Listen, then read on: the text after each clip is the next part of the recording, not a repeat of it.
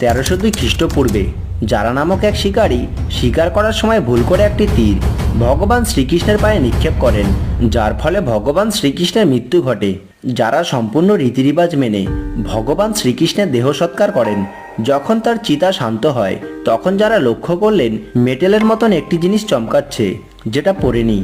যারা বুঝতেই পারছিল না এটা কি, আর এটা নিয়ে যারা বিক্রি করতে চলে যায়, কিন্তু এটা কেনা তো দূরের কথা, কেউ এতে হাতও লাগায়নি। এরপরে যারা ক্লান্ত হয়ে সেই বস্তুটিকে একটি কাঠের উপরে রেখে নদীতে ফেলে দেয়।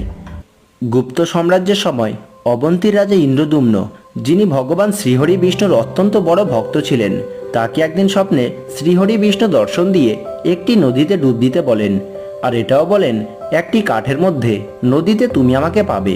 এই স্বপ্নটি দেখে পরের দিন রাজা ডুব দিতে চলে যায়। ডুব দেবার সময় রাজা কিছুটা দূরে একটি কাঠের টুকরো দেখতে পেলেন,